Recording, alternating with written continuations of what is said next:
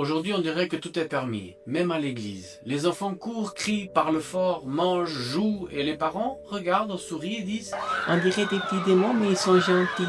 C'est que des enfants. » Mais quand c'est à l'école, ces mêmes parents exigent le respect envers le professeur. Quand c'est dans un cabinet médical, ils demandent le silence. Quand c'est dans un magasin, ils ont posé limite, en tout cas j'espère. Mais dans la maison de Dieu, là où le respect devrait être plus grand, ils se taisent. Et tu sais ce que cela enseigne à ton enfant?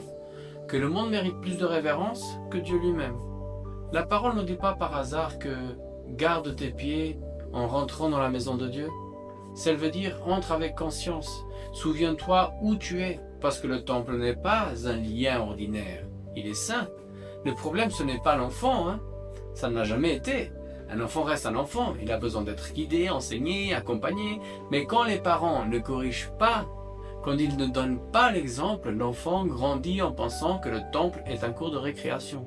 Jésus dit « Laisse les enfants venir à moi ». Il n'a pas dit « Laisse les enfants venir à moi et faire le bordel ». Sans parler que cela détourne l'attention de celui qui prêche. Distrait aussi celui qui est en train d'écouter et transforme le sacré en bruit. Il a des messages très profonds, pleins de vérité, que les personnes écoutent sincèrement avec le désir d'apprendre.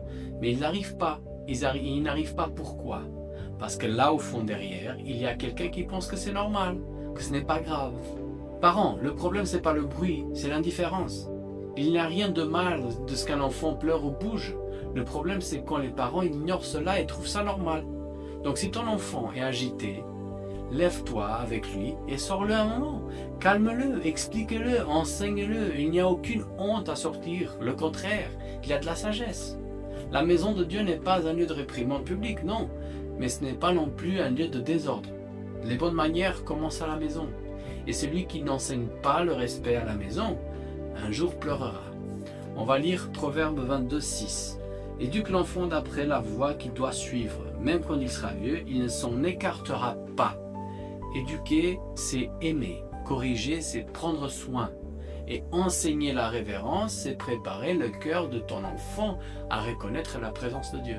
Parce que ce qu'un enfant apprend dans le temple reste gravé pour toute sa vie. Le respect n'est pas de la religiosité, c'est la conscience de la présence. Et quand Dieu est dans un lien, le minimum qu'il mérite, c'est notre attention. Petit rappel, à la prochaine vidéo.